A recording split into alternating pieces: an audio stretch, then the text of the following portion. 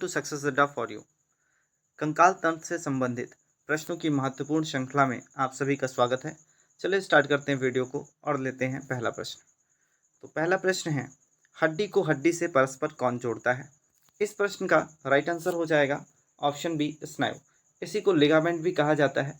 यह एक प्रकार का टिश्यू है, एक प्रकार का ऊतक है जो दो अस्थियों को एक साथ जोड़ने में सहायक होता है। चलिए चलते हैं नेक्स्ट क्वेश्चन पर। अगला प्रश्न है, घुटने की हड्डी को किस नाम से जाना जाता है? तो घुटने की हड्डी को पटेला कहा जाता है। यह एक कटोरीनुमा संरचना होती है जो लगभग त्रिभुजाकार होती है। इस स्ट्रक्चर को आप दिखाए गए फिगर के माध्यम से अलग अलग एंगल से देख सकते हैं। यह आपका फ्रंटल है और ये साइड का एंगल है। इन दोनों एंगल से आपको इस अस्थि को दिखाया गया है। ये अस्थि लेग, फीमर और टिबिया के मध्य स्थित होती है। यह चल अस्थि होती है। चलिए चलते हैं अगले प्रश्न पर। अगला प्रश्न है, ह्यूमरस अस्थि कहाँ पाई जाती है? ह्यूमरस अस्थि मानव कंकाल में अग्र भुजा में पाई जाती है, या आप इसको कह सकते हैं कि ऊपरी वाली भुजा में पाई जाती है। अगर अग्र और ऊपरी दोनों दिया गया है तो राइट आंसर हो जाएगा ऊपरी भुजा। ऊपरी भुजा का सेंस होता है कि अग्रपाद की जो ऊपरी भुजाएं हैं, कहने का अर्थ यह है कि यह पूरा अग्रपाद में कंसीडर किया जाता है और इस अग्रपाद में रेड कलर से जो इंडिकेटेड है इसको ह्यूमरस कहा जाता है। तो यह पूरा आपका हो जाता है अग्रपाद। अगर विकल्प में ऊपरी भुजा नहीं दिया गया है, सिर्फ अग्रपाद दिया गया है, तो इसका राइट आंसर हो जाएगा अग्रपाद। लेकिन जैसा कि विकल्प में ऊपरी भुजा भी शो किया गया है तो इसलिए इस प्रश्न का राइट आंसर हो जाएगा ऑप्शन बी, ऊपरी भुजा। चलिए चलते हैं अगले क्वेश्चन पर। हमारा अगला प्रश्न है, उपांगीय कंकाल में कितनी हड्डियां पाई जाती हैं? उपांगीय कंकाल में कितनी हड्डियां पाई जाती हैं? तो उपांगीय कंकाल में हड्डियों की कुल संख्या 126 होती है। 126 हड्डियां कैसे पाई जाती हैं और कहाँ पाई जाती हैं, समझते हैं स्केलेटन के माध्यम से। दिखाए गए स्केलेटन में आपको लगभग ग्रीन कलर से इंडिकेट किया गया है और इसमें इन पूरे स्केलेटन को हम नाम देते हैं उपांगीय कंकाल, या इन्हीं को एपेंडिकुलर स्केलेटन कहा जाता है। एपेंडिकुलर स्केलेटन या उपांगीय कंकाल में अग्रपाद, पश्चपाद और दोनों मेखलाएं शामिल होती हैं, जिसमें अंश मेखला और श्रोणि मेखला का डिवीज़न किया जाता है। इसमें 2 श्रोणि मेखलाएं और 4 अंश मेखलाएं शामिल होती हैं। इसके अतिरिक्त 60 हड्डियां अग्रपाद में और 60 हड्डियां पश्चपाद में पाई जाती हैं और 2 अंश मेखला और प्लस 4 श्रोणि मेखला, तो कुल मिलाकर के इनकी संख्या हो जाती है 126। तो इस प्रश्न का राइट आंसर हो जाएगा 126 और विकल्प आपका ए सही होगा। चलिए चलते हैं नेक्स्ट क्वेश्चन पर। हमारा अगला प्रश्न है, एक वयस्क मनुष्य के कशेरुक दंड में या रीढ़ की हड्डी में कितनी हड्डियां पाई जाती हैं?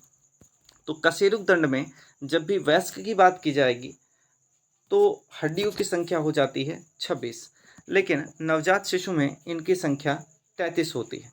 7 हड्डियां बाद में एक दूसरे से किसी न किसी एंगल पर जुड़ जाती हैं। तो इस तरीके से इस प्रश्न का राइट आंसर हो जाएगा सी। चलिए लेते हैं अपना अगला क्वेश्चन। नेक्स्ट क्वेश्चन है, मानव के शरीर की सबसे छोटी तथा सबसे बड़ी अस्थि क्रमशः है? तो मानव शरीर की सबसे छोटी अस्थि स्टेपिस एवं सबसे बड़ी अस्थि लेग फीमर होती है। तो इस क्वेश्चन का राइट आंसर हो जाएगा ऑप्शन ए। चलिए चलते हैं नेक्स्ट क्वेश्चन पर। हमारा अगला प्रश्न है, अस्थियों को मांसपेशियों से आपस में कौन जोड़ता है?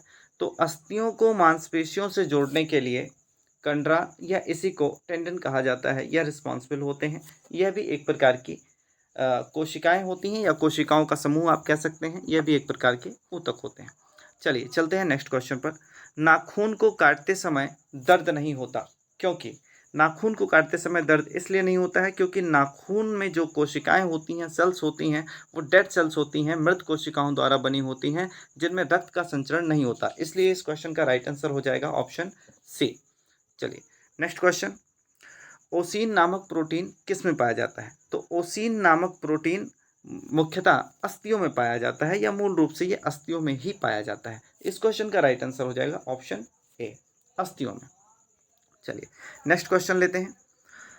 अगला क्वेश्चन है, कॉन्ड्रोसाइट्स पाए जाते हैं कॉन्ड्रोसाइट्स पाए जाते हैं? ऑप्शन दे रखा है रक्त में, लसिका, उपास्थि या इनमें से कोई नहीं। तो इसका राइट आंसर हो जाएगा उपास्थि, सी कार्टिलेज।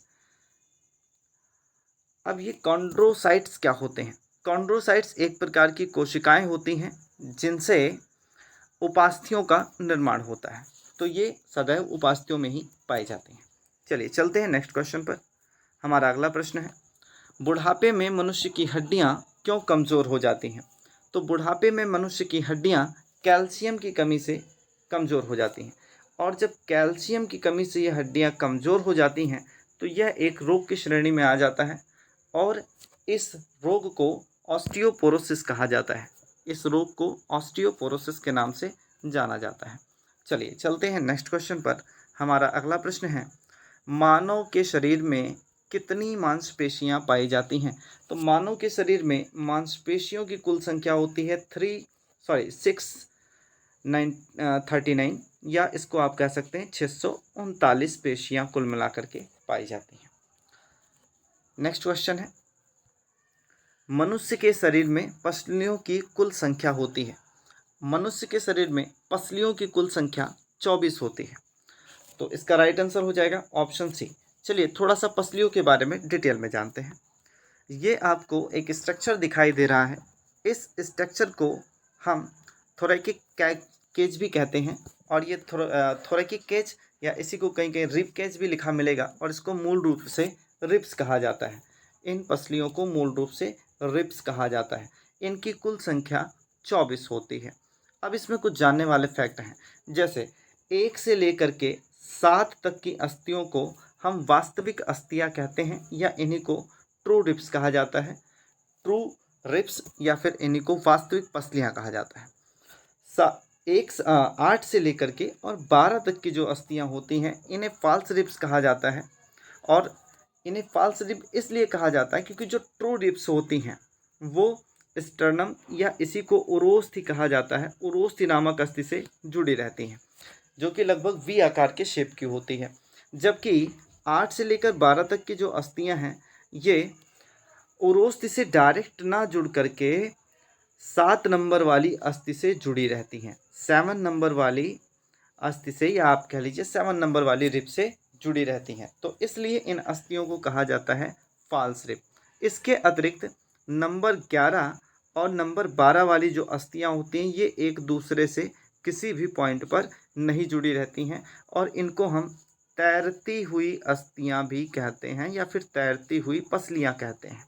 क्या कहा जाता है? तैरती हुई पसलियां कहा जाता है। तो इस क्वेश्चन से आपको इतनी जानकारी मिलती है। एक और प्रश्न यहाँ से क्रिएट होता है कि पसलियां आधार से किससे जुड़ी हुई होती हैं? तो पसलियां आधार से सदैव बैकबोन से जुड़ी हुई होती हैं। ठीक है, ये बैकबोन से जुड़ी हुई होती हैं, और इनकी कुल संख्या 24, जबकि इनके 12 पेयर होते हैं, 12 जोड़े होते हैं। चलिए चलते हैं नेक्स्ट क्वेश्चन पर।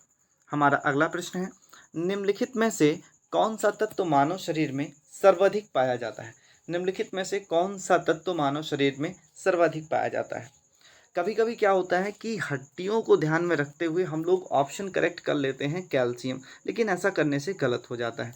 इस क्वेश्चन का राइट आंसर होगा ऑप्शन डी, ऑक्सीजन। मानव शरीर में सर्वाधिक पाया जाने वाला तत्व O2 अर्थात ऑक्सीजन है, जो कि ब्लड में मिक्स होकर पूरे शरीर में पाचन की क्रिया को संपन्न करता है, और इसी के साथ साथ श्वसन की क्रिया भी पूर्ण होती है। तो इसीलिए सर्वाधिक कोई तत्व अगर मानव के शरीर में पाया जाता है तो वो ऑक्सीजन है। चलिए चलते हैं नेक्स्ट क्वेश्चन पर। अगला प्रश्न है, अक्षीय कंकाल में कितनी हड्डियां होती हैं? तो एक्सियल स्केलेटन जो होता है, एक्सियल स्केलेटन में हड्डियों की कुल संख्या 21 होती है। अब ये 21 हड्डियां होती कहाँ कहाँ हैं? तो चलिए देखते हैं इसको। फिर स्केलेटन के माध्यम से थोड़ी देर पहले हमने आपको उपांगीय कंकाल के बारे में बताया था।